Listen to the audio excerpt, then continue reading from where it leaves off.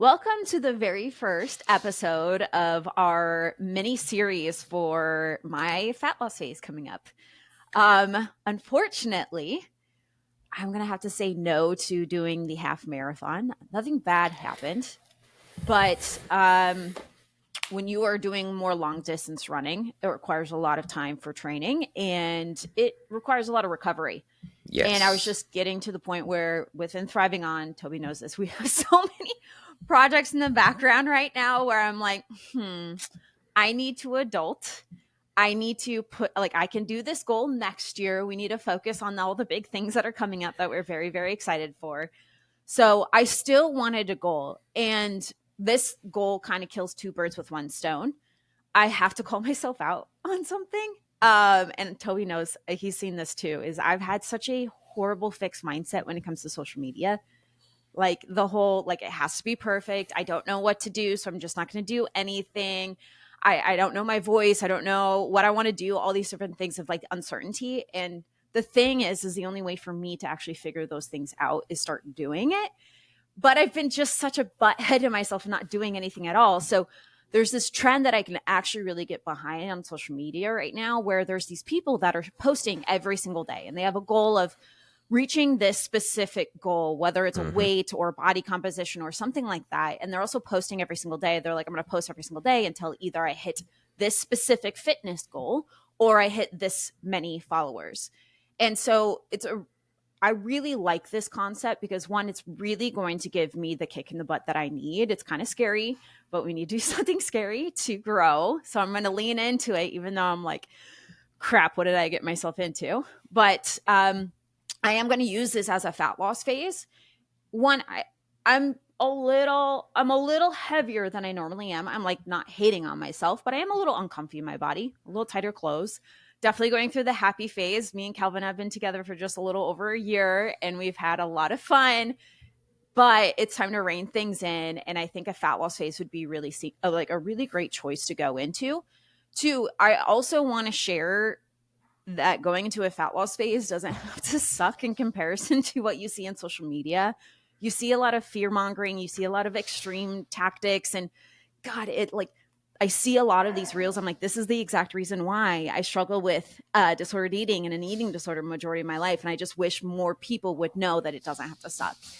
And finally, I am not one of those people that like social media. I don't like the light on me, but if we want to make an impact on as many people as possible, help them become the seed of their health, the thing that we need to do is be on social media. It is what it is. That's where everybody's at. And if we can get people to see what we're talking about and get away from diet culture bullshit and actually learn what works best for them so they can see results, but also make their life significantly better, we have to be out there. And so this just kills all the birds with one stone. And so I obviously am going to have Toby coach me. Yeah. One, Toby is like probably one of the best coaches I've ever met. He's freaking dope. So glad to have him on staff. You're going to make me blush. Stop. It's like that whole like, stop it. Like, stop it. You're making me blush. No, Toby is amazing coach. Very, very excited to have him coach me through this whole thing. Two, coaches need coaches too. Hell Seriously, yeah. Coaches are people as well. And a lot of times coaches get into this whole health and fitness thing because they struggled with themselves. They've gone through a lot of things. They wanted to learn how to fix themselves. And so they take that and they help other people too. So I struggle with disordered eating patterns, eating disorder my whole life. And also with that background, sometimes I get a little emotional, especially being in a calorie deficit. I do get triggered a little bit. And the reason why is because I've done extreme calorie deficits where it just wrecks me. And like, I'm always afraid that my mindset, that extreme mindset's going to come back in. So just having somebody in my corner to just we all have, no? Yeah, we all have those moments and we're all human, and having somebody in our corner helps us prevent that self-sabotage. Helps it make a lot easier. Even if we know what to do. Like, how many times have you coached somebody, Toby, that they like manage people or they're coaches themselves and you're coaching them? They're like, God damn it. This is what I tell other people. Why can't I do it for myself? Right. The way I like to put it, and I just had a team meeting yesterday with the coaches from our gym. And it's the goal that we have is we want to see people win, right? And the people that come and seek out help are the ones that aren't able to win by themselves. It's they may know theoretically what to do. And I firmly believe most people do. Like if you flag someone down on the street and you say, I'm giving you $1,000 if you tell me what I should be doing to get in better shape, you will probably get a pretty generalized answer that is more correct than not. Yeah. Yet, we are struggling to execute the things that we know we should be doing, or we don't have the time to acquire the knowledge that I need to remove some of the roadblocks myself that I have, or I just don't see or recognize the underlying issue, right? It's because we're naturally, I was about to say, we're naturally going to be a little bit blind towards the more uncomfortable things. Also biased. Like, for example, I'm never going to program for myself because I'm always going to program the things that I like. But usually in order to get better, you have to program the things you don't like in order to get better. So see? Yeah, like you want to delegate those kinds of things. And also, like, we're busy.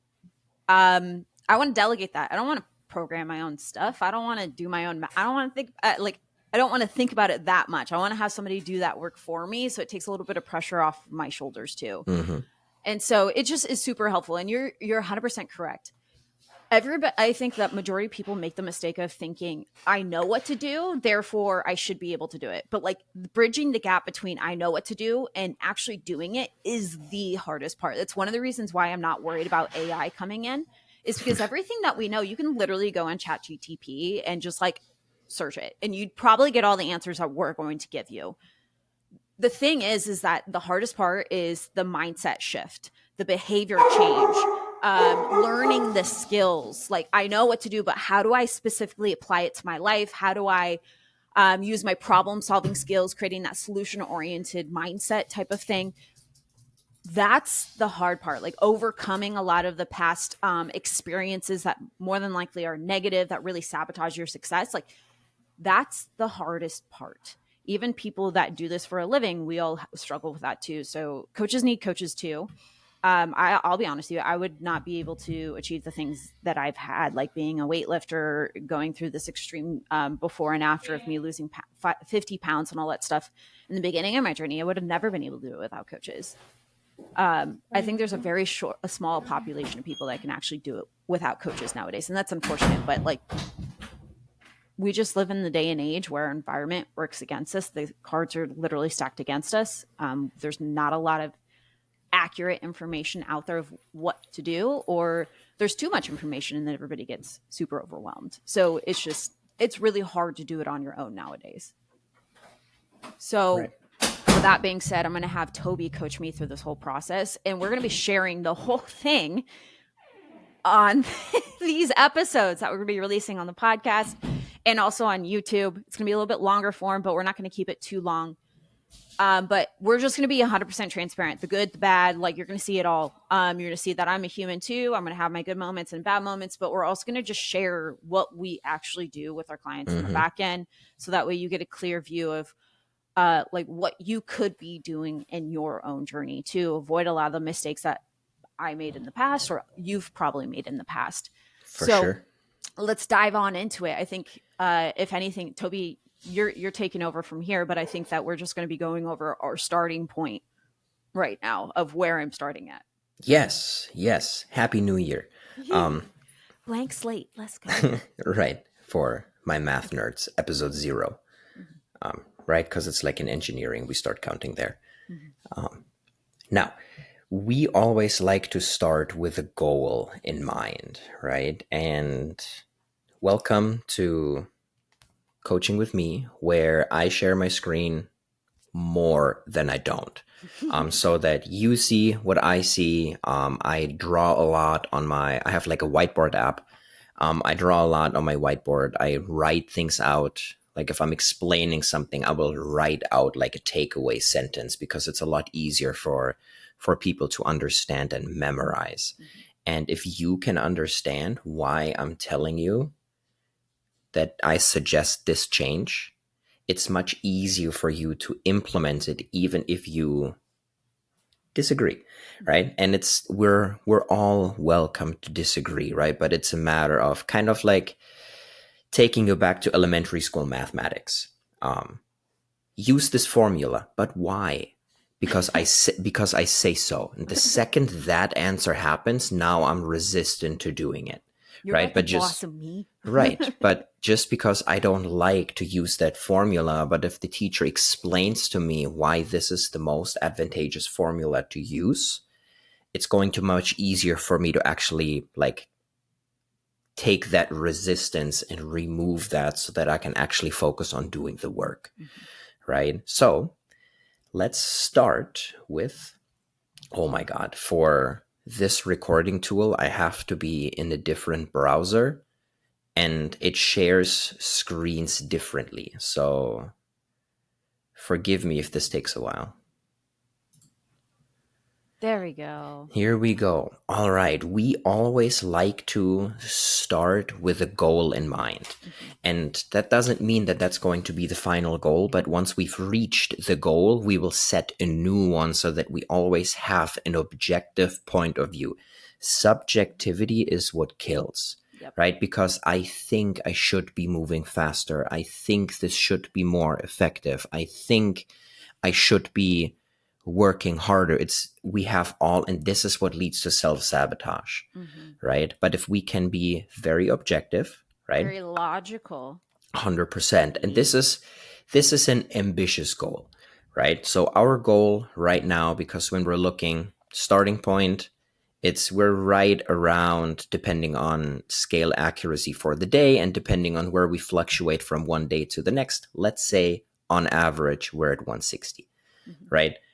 We want to, at the most, decrease roughly 10% over a fat loss phase. 5 to 10% is the sustainable interval. So the upper limit of that is roughly 15 pounds, right? So we're setting that as a goal. We always have to expect that we are going to be a little bit heavier once we are coming out of our fat loss phase. So we can conclude our fat loss phase once we reach our 10% mark, 5 to 10%. And then from there, we just have to set the realistic expectation up front that this is not the weight we're going to stay at. We are going to reverse diet, meaning we are increasing calories 100%. to a maintenance weight, which is usually roughly 2% added to my final diet weight. Do you mind if I take a second to say something No, about go this ahead. goal? Because I was the one that went in and put this goal. So Yes. one, when you set a goal, it doesn't have to be set in stone. So I know that cutting down to 145 is a little bit more reaching for the stars. And I believe that I can do it. I believe that I am in an environment, I'm in a phase of my life that I can be able to achieve that. But I also have to take in consideration my life. If there's other stressful things going on, if like, let's say I'm getting sick often or anything like that, like I'm willing to adjust that, but I need a goal to start like reverse engineering and building Absolutely. up to, And right? I think people should set goals that are a little bit scary. And then from there, this doesn't mean that this is our weekly goal, right? This is No. just a goal. We are Yes. going to move into this direction. If we fall a little bit short, we are going to be okay, Yes. right? 100%. The other thing is that 145, I know for me, I've been 145 before when I was a competitive weightlifter and all I did was train and track my food. I was a jacked little lean bean. I loved that physique, but it was very hard for me to maintain. I couldn't go out to eat often. I had to track everything. I had to be in the gym a lot. And with my current lifestyle, I'm not willing to put that much diligence in there. I am willing to change things. Like if I want a leaner physique, I'm going to have to change my lifestyle in order to maintain that leaner physique. And there's a certain level that I am willing to do. And that's why I'm going to reverse that down to 145 to lower than what I can maintain. That way, when I do reverse up, I know it's at a weight that I can maintain, which is about 147 to 150. Yeah. I think it's going to actually average about closer to 150, just being honest with myself, because I am just in this phase where I do like to enjoy myself a little bit more. Not often, but like once a week or once every other week. Your girl likes to go out, maybe have a glass of wine, maybe have a steak or something like that. As before, I was not able to do that when I was maintaining something like 145. So, and for those of you that are listening that doesn't know what reverse dieting is, we did a whole podcast episode on this, but this is the non-negotiable part of a fat loss phase. Every single client that comes in that's like, hey, I want to lose weight, we're like, okay, if you're going to lose weight, you have to commit to following through with a reverse dieting. Otherwise, all of that work that you're doing is just going to put you right back into your yo dieting process, and that's not success. Yes. Right. That's just, again, another attempt failure. Your body's going to adapt to it, and it's going to make it harder and harder and harder for you to start seeing results over a period of time each time that you try. Yes. So commit to the reverse dieting. And I'll be honest with you guys, the reverse dieting process is always the hardest one. Tobi, you're going to have to rein me in a lot on that, but it'll be all right. I got you covered. It's not my first rodeo, right? But I always say it's like when we're done dieting, we're not done dieting. You know, now, it's only halfway through the journey. The way I like to approach things, right? So we met last week to kind of set a goal, and we have our goal. We know that this week, maybe next, we are kind of just preparing to enter the fat loss phase. We are trying to get all of our ducks in a row, reestablish some of the good habits that have kind of like fallen off the wagon while life was crazy on your side of things. And a big thing for me to always focus on, I take a very triangular approach, right? We need to have our food. That's pretty self-explanatory. We need to have our exercise in check, but we also have to make sure that the mindset is in the right place, right? And that's where a lot of people start to lose it, right? So where I'm going to share my screen is we have our food side of things, we have the training side of things, and then I have an entirely different check-in window where we can dive a little bit more into the mindset side of things as well if we have to. Yeah. Right? Now, let's start with the more self-explanatory one. Last week when we met, we wanted to have roughly an average of around 2,300 calories.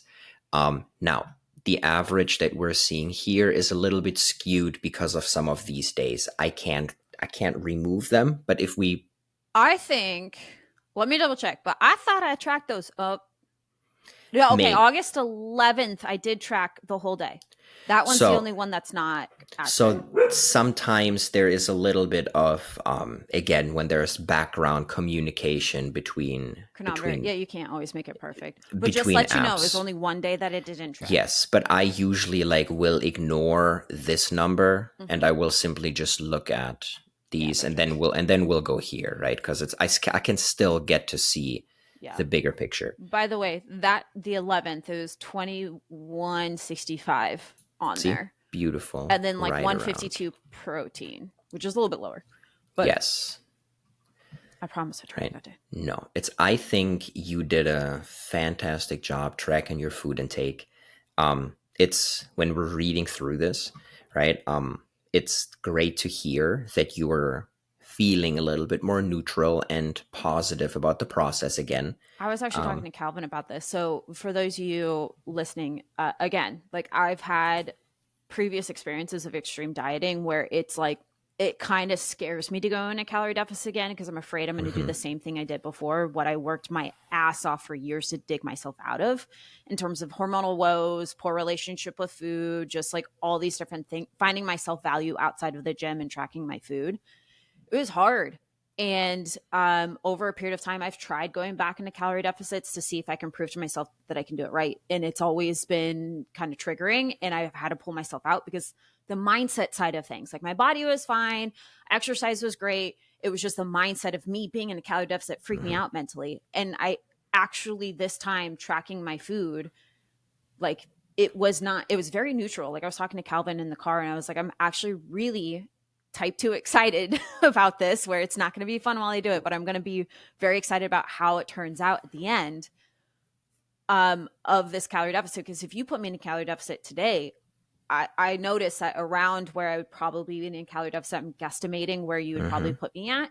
I would have been okay stopping there, and I wouldn't have been like, oh my gosh, like freak out mentally, like become a mental drama queen. I was like, I'm in love with this piece that I have now, which I'm very Yes. proud of, because that kind of stuff, like everybody thinks the fitness and the nutrition part is the easiest. It's not. It's the thing in between your ears is the hardest part.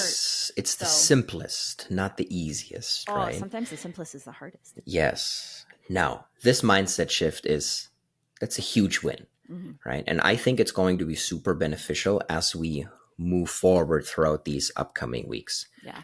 However, I think you did a very phenomenal job of being self-aware and pointing out that the next step is to work on pre-planning a little bit to avoid that late day scramble. Oh yeah. Little sneak peek, one of the three major downfalls that I see a lot when we're taking people through a fat loss phase is something that I call macro fitting.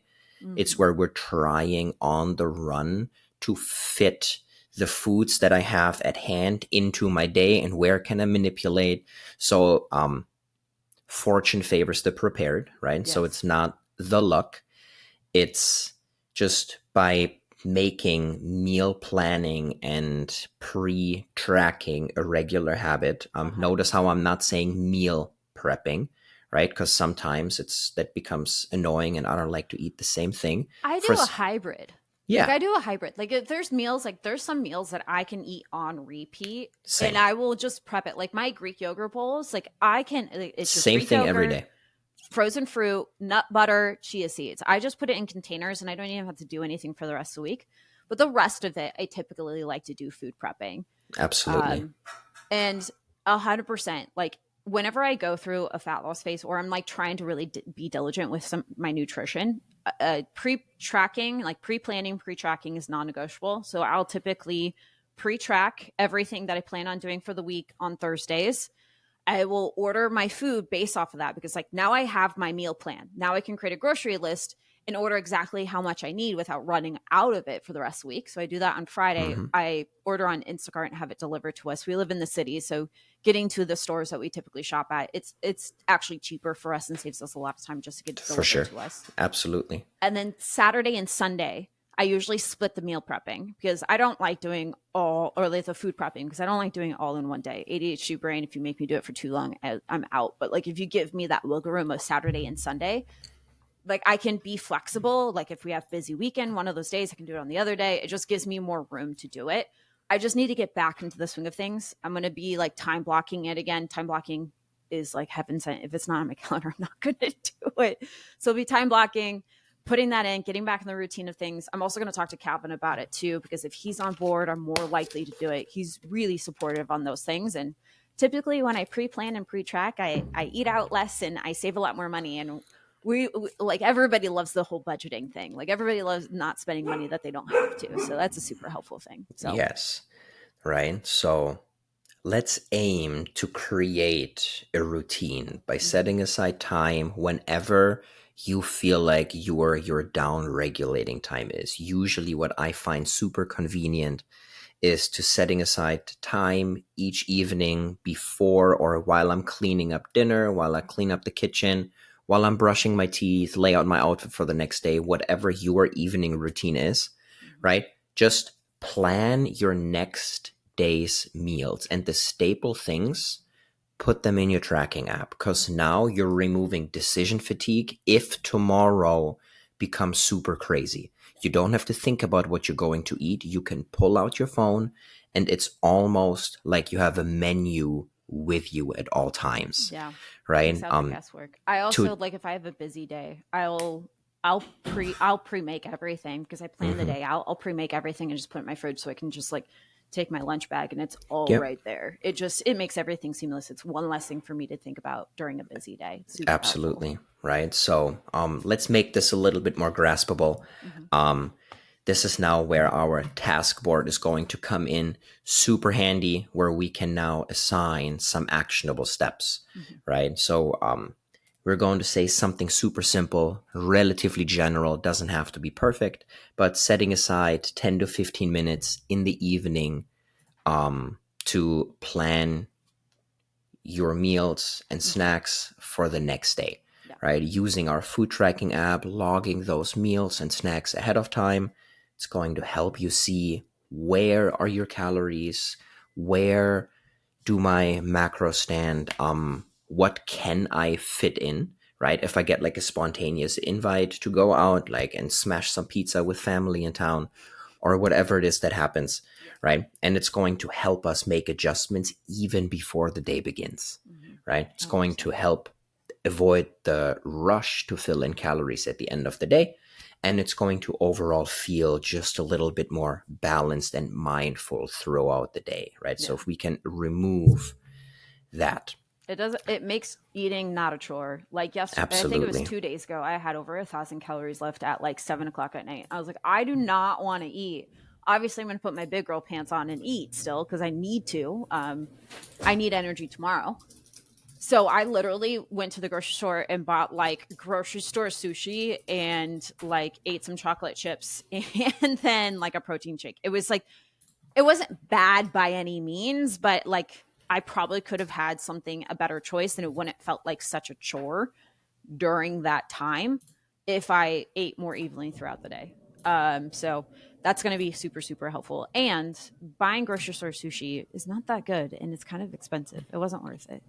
I kind of regretted it. Yes, I am with you 100%. Rachel likes to sometimes when we go, she's like, can we get sushi? I was like, not here. Yeah, like Midwest sushi is not good. Not here. So. Now that we talked about nutrition, again, the changes don't have to be groundbreaking every single time, right? We met last week. We set your calorie goals, your protein goals. We set that already. So now it's just a matter of like creating a habit that we can be consistent within them. Do you mind sharing what my protein goals and my calorie goals are? Oh yeah, 100%. Yeah. Right. So, this will look significantly more specific than it has to be. And that's simply, this is not right. Yeah, that's not right. Yeah, simply because in order for the app to recognize, we have to put specific macros in. Science does say that if fat loss is the goal, the ratio of carbohydrates to fats doesn't necessarily matter as long as protein and calories are equated for. But for the sake of allowing technology to work the way it's designed to, we're going to put things in here, right? So right now we're shooting for roughly 1 gram of protein per pound of body weight. This is very simple because now we don't have to manipulate protein anymore through the fat loss phase. For fat, we want to be anywhere between 0.3 to 0.5 grams per pound of body weight. If we go much lower, we usually impinge on biohealth markers a little bit. If we go much higher than that, we can, but since like we're going to talk through the training piece, you like to move and feel like an athlete. We do need an ample amount of carbohydrates in your day to allow for some of that facilitation. Also, right? I have low stomach acid. We've noticed this over a period of time working together. And when you have low stomach acid, it's hard for you to have a higher fat diet. Yep. So I typically thrive off. I've noticed that anywhere from 60 to 70 grams, I thrive off of that. Any more than that, then I start getting really burpy and bloaty. And it just, like, I can't do heavy fat steaks or dishes that have a lot of fat in it. I just feel so icky. And it's just because my stomach can't break it down very well. So I think like taking an average approach of like splitting the distance between 0.3 and 0.5 just for the sake of numericals is really nice. Yeah. And then from there, we will simply just fill in the rest of our 2,300 with carbohydrates, right? So we're sitting somewhere around there for the maintenance period before we make an adjustment going into some fat loss. But I'll run you through the calculations on screen when we get there so that you know exactly where I'm getting my numbers from. Boom. Boom. Right? Looks dramatic, but that's just because sometimes like note taking isn't, or the app makes aggressive adjustments. Now, as we're talking through training, it shows when we're looking at it from a 4-week type of perspective, right? I like to take a big picture approach, right? So your commitment when it comes to working out shows, right? We know when we're looking at this, you like to move and feel like an athlete, right? And that's half the battle, enjoying this, right? Yeah. Finding something you enjoy. This is not all eggs in one basket, right? We can find there's some running in there, right? There's some lifting in there. There's going to be some dumbbells, some barbells. We have some high intensity stuff. It's a mix. It's a hybrid program. Yeah. Right. And the reason why is because that's what you enjoy. Yeah. So I've been an finding athlete my whole life. Mhm. I've tried a more bodybuilding style aesthetic training, which is actually, if you enjoy it, it's really, really helpful during a fat loss phase. Even outside of a fat loss phase, it's really, really helpful for building muscle, developing a physique, all the different things. But I just don't enjoy it because it just, like, I've been an athlete my whole life. It's kind of part of my identity. I thoroughly enjoy feeling like my body is capable of something, that I can go after skills. It's more than just trying to look good naked for me. I want to feel capable. I want to feel like Absolutely. I can go run, or I can lift something heavy, or I can like be mobile and move well and be free of pain. Like, I like that feeling. So I'm going to stick with it because I don't get bored from it. So we've been doing our community programming. This is the programming that majority of our clients use, where it's just you're becoming a well-rounded human being. This actually, I think, is our hybrid, like lifting and half marathon program. No, is it? This Am right I here, reading it right? this right here for sure. Okay. Oh no, you are absolutely right. Yeah. You are no. You are right. You are right. Because I don't think I could keep, I'll be honest with you, I don't think I could keep up our hybrid training in a calorie deficit. No, you're Yeah. no. You're 100% right. I read this wrong. I see so many of these screens. Sometimes the lines blur. It's okay. Now, as we're going through this, right, it's going to continue to be important to focus on progressive overload to build and keep muscle as we prepare for your fat loss phase. So this week and next, let's focus on slowly getting back to either increasing the weight or increasing the reps.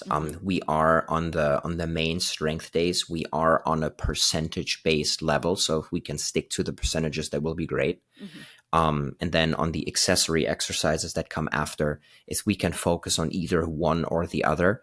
Either increasing the reps by just one, sometimes is enough, Okay. or trying to match the reps and increasing the weight a little bit.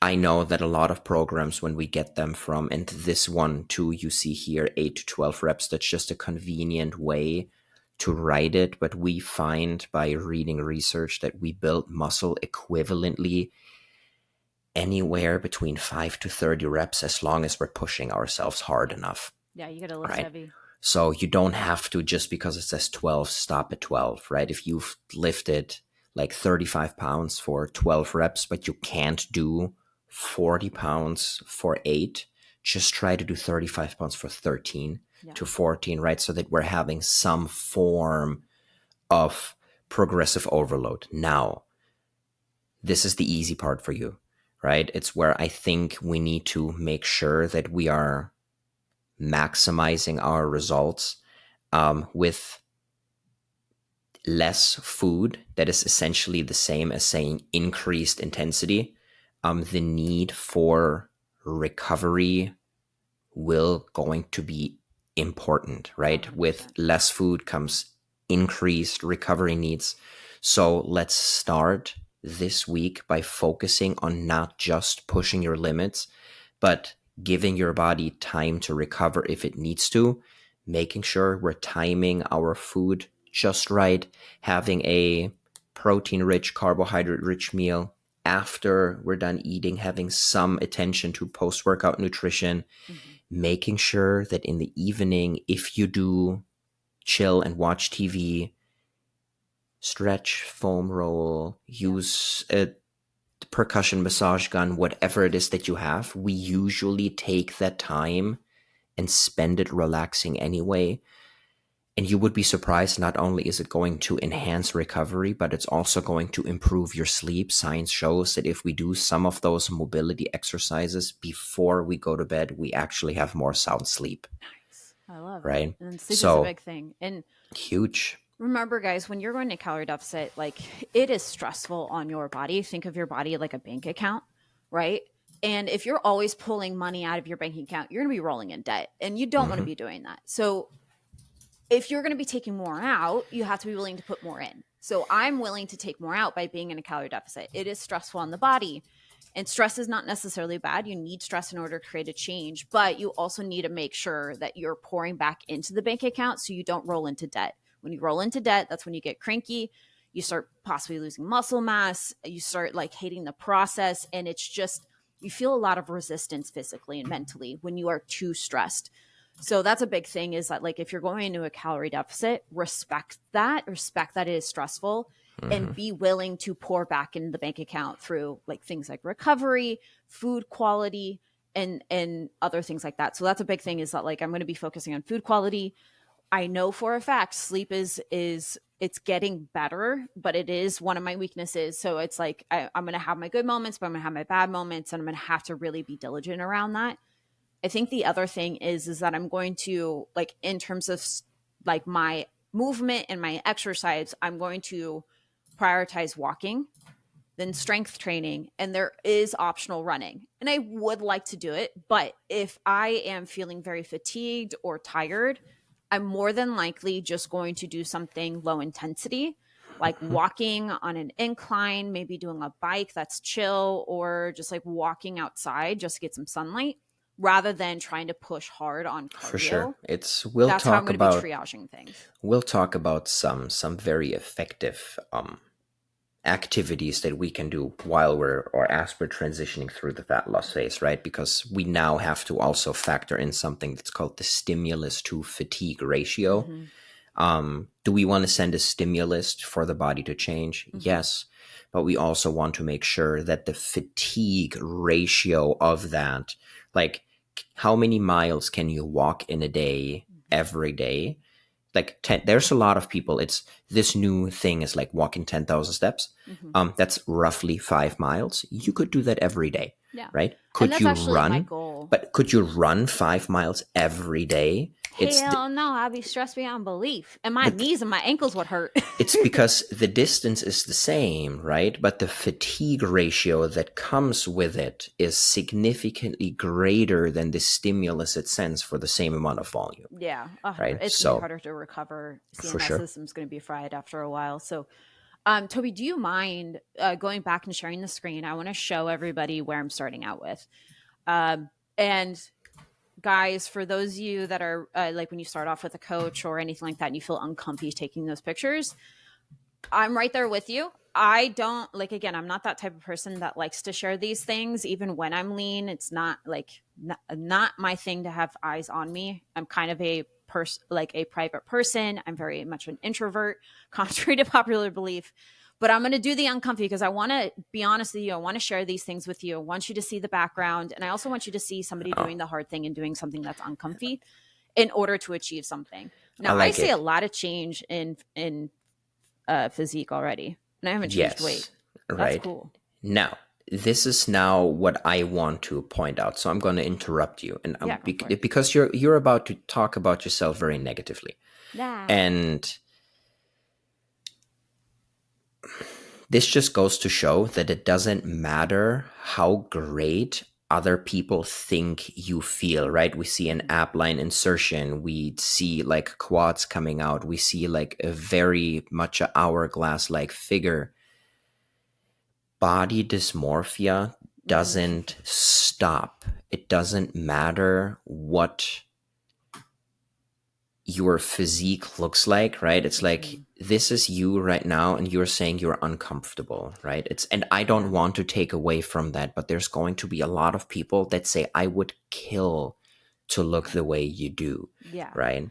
I would like to talk about that. Okay. So yes. Again, my background, totally am self-aware of the fact that I suffer from body dysmorphia, and I do have to check in on myself. And Calvin helps me with that. He walks me through things. Like when I'm being very hard, he catches me and he's like, don't be an asshole to yourself. You need to stop that. And it's very, very helpful. But also, I think that people are allowed to have a certain way that they want to be within their life. They're allowed to want a specific physique. For sure. And there's nothing wrong with that. Like, I am that type of person where I am not going to tell you what you should want in your life. Exactly. As long as it's more of it's my job to support you to get there in a safe way. Exactly. And then also, I think another thing is when you're bringing in, like, if this is right or wrong, you're bringing in the question of morality. Okay. And so there's this, for the life of me, I can't remember the name of the philosopher, but I love his perspective on things. It's not necessarily the actual act that is good or bad. It is the intention, the context, and the meaning behind it, right? Just like I use a hammer, I can use it to build a house, or I can hit you upside the head. The hammer's not the wrong thing. It is, what is the intention and the context behind it, right? Are you using it for good or bad? And so it's the same thing here, is that, like, I don't hate myself. Am I uncomfy? Yeah. Do I want to fit in my clothes better? Yeah. I have a bunch of clothes in my closet that I really love that I want to fit into again. I don't want to buy new clothes. I want to save that money. And I have a specific physique that I know it's going to make me feel very fulfilled and happy. But I do it out of a place of love, right? If I stayed this way, I'd be perfectly fine. But I like the challenge. I want to also prove to myself that I can go through a fat loss phase and it's not scary. Like, I want to break that emotional attachment. Like, I feel like I'm not in control. And the only way for you to be in control is to have more of a neutral standpoint. It's neither good or bad. I can do it or not. And I think that is one of the big reasons why I want to do this, actually, is not necessarily extrinsic, like external, like motivation where I want to fit my clothes better. I want to feel more confident in my body. I think it's more intrinsic. Like, I just want to prove to myself that I can do this. Yes. And I think the cool thing is that when we're thinking back to a time, and anyone who's listening can do that exercise, think back to a time when you were the most productive at work, when you had the most time with friends, when you had the best relationship with your parents. More than likely, you were in better health and in a better shape compared to where you're at right now. Yeah. And you can you can see this too, is like when I was really, really active on social media, it was also where I was very, very comfortable. I was about 150 pounds. I was very comfortable in my body, and I was more willing to show up. And that is a whole nother discussion that we can go into, of whether or not I should be in social media more or not. That's a whole nother discussion. I am a human being. I get it. We're going to have a podcast episode on this, but I think that I'm very, very happy with this choice. I think that we're going to do this in a really great way. And we're also going to show you that this doesn't have to suck. You can do it in the right way that makes your life better, not make you feel like you're trapped in your own personal prison and it just sucks. So, right. So now we have our 3 actionable steps that we're going to focus on. It looks like 2 in the tasks, right? But practicing progressive overload when we're working out, making sure we're taking 10 to 15 minutes of planning my meals for tomorrow. Yes, we do that on the weekends too. The weekends are also weekdays. They're not vacations. It's just a day where you have more time to yourself because the mundane day-to-day stress has fallen off, right? Incorporating some recovery strategies in the evening. Now, you mentioned earlier, when are the days where you normally food prep? Like you portion out your carbs, you like when are those 2 days? Yeah, so I pre-track the whole week. Thursdays, order groceries. Fridays, meal prep or food prep Saturday and Sunday.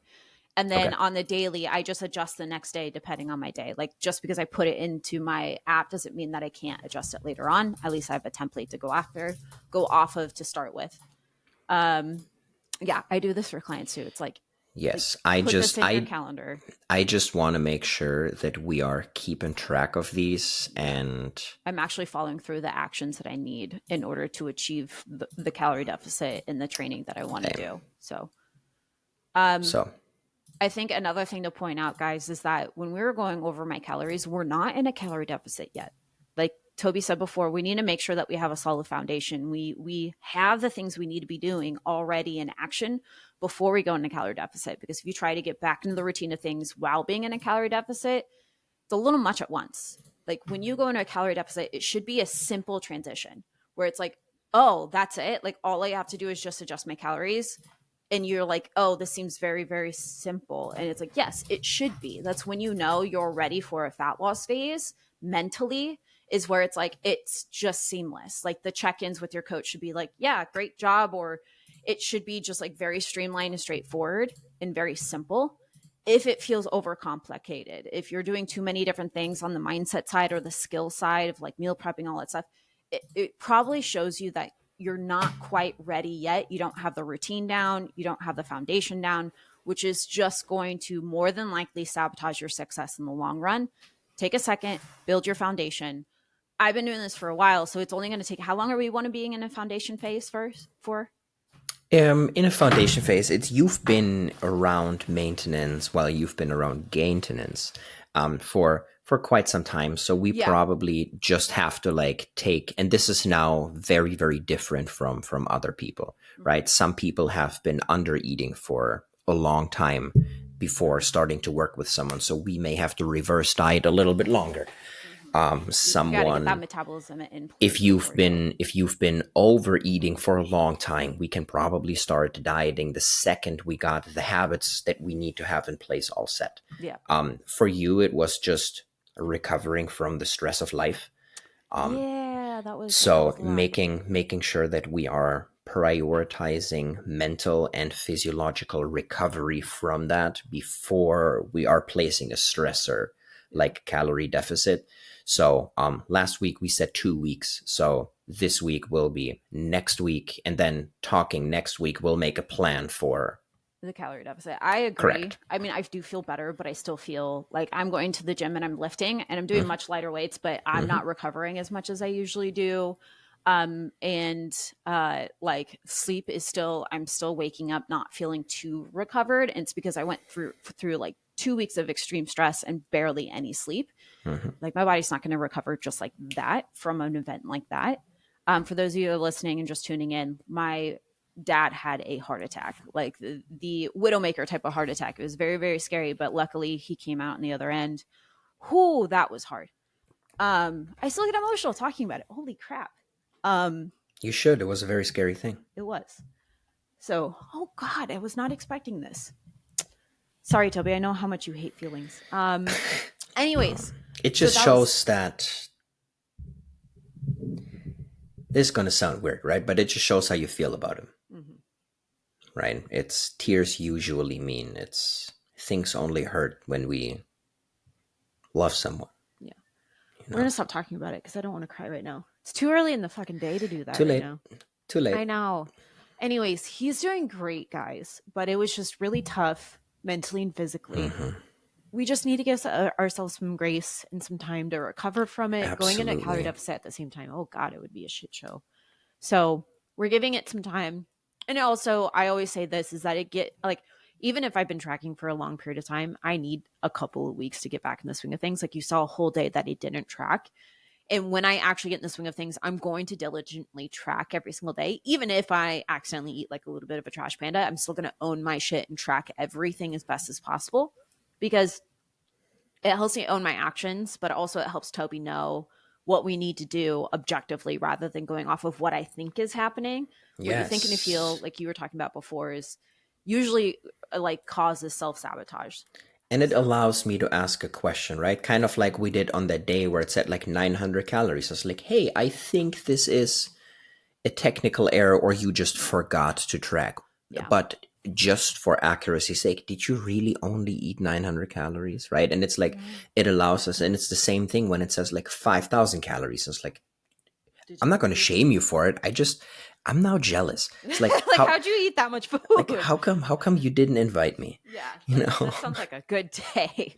Yeah. Hard to recover from. You're probably gonna feel like crap for about a week, but hey, you got like 9 pounds of poop in your system now. Yeah. So this one was a little bit of a longer episode. We plan on making these a little bit shorter, but we just wanted to give you guys a background of why we're doing this, how we're going to be doing it, things that we're going to be tracking. And each week we're going to be going over more and more and more. It's a little hard to fit everything that we are going to be going over in just one episode.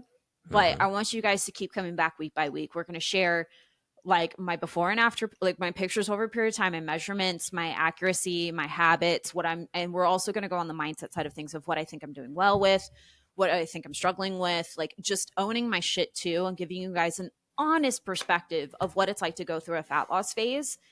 I think that social media does a really great job of just highlighting everything and just making it seem so easy. And everybody's like, but it's not this easy for me.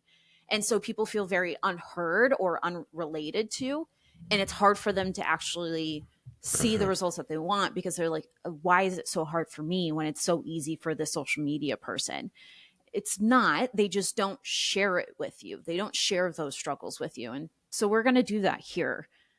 So we hope that this helps you. If you want to, I am going to be starting the Everyday Fat Loss series. I think not this week, next week, maybe the week after that. I still have to sit down. I'm going to be like coming out with a calendar and ideas because I need to have it in my calendar again. It doesn't happen unless it's in my calendar. So I need some time. But if you want to follow me on social media and do that, please do so. Also follow Tobi. He puts out some really great information out there too. And you also started a YouTube channel too. We'll put that down in the show notes too, so that way you guys can follow along. This is what we do. We just share information to help you become the CEO of your health. It's authentic, but it's actually going to be practical and it's going to help you see the results that you're looking for. And if you have any questions through the whole process, please DM me, like on social media, like email, what have it. Tobi mentioned this in our last podcast. Like, we love answering questions. We want to help you. It actually gives us a lot of joy and fulfillment when you guys come and ask us questions. Yes. Because we just want to help you guys. Even if you disagree, like, let's have an educated conversation. It's like, there's so much of rah, you're doing this wrong, this is the best way out there nowadays, because people like to create problems to sell their own solution, and they will try to attack everyone who has a competitive solution to sell. So let's see if we can, if you disagree, if we can find some common and some middle ground, and let's see if we can educate and change each other's mind, or if we agree to disagree, right? But like, civil discourse is phenomenal. That's how you learn. That's how you grow. Yeah, you're allowed to disagree with people, but you don't have to be disrespectful for people, Exactly. too. And our philosophy is very much like we bridge the gap between what science tells us, but also finding out what works best for you. Because you're not a robot, you're a human being. And number one thing is, what is going to be consistent for you? If keto is what's going to make you like be consistent, you're like, this makes me fucking happy and I know I can do this for the rest of my life, then great. Even with what science says, where it doesn't necessarily support a lot of people, if it works for you, fucking dope, and we're gonna be happy for you. 100%. That's our right? philosophy. We're not here to tell you what to do. We're here to guide you on what works best for you, but also bring science in to help you make a very objective and educated decision instead of using what's diet culture bullshit that we see on social media. Like, for you, right? It's like, keto works for someone, but it may not work for you because your body has a very hard time eating a higher fat diet. That doesn't mean that it's inherently bad. Yeah, it right? just doesn't work for me. There's so many dietary principles out there because they all work for someone. Exactly. Right? But there is no the best, no the optimal. There's only the best for you. Exactly. Exactly. Right. So, well, we love you guys. We're looking forward to seeing you in the Mwah. future. We're doing this every single week. We're recording on Thursdays. I believe I'm going to try to release it at the end of the week or maybe the weekend. I don't know. We haven't decided yet. So when you're listening to this, you'll know what day we chose. But you can tune in every single week. We'll share it on the podcast, on YouTube. We'll share it on social media as well. So we love you guys. We'll see you next time. Thank you, Tobi. You are most welcome. Let's have some fun. Catch you in the next one. Ooh, confetti. I love that.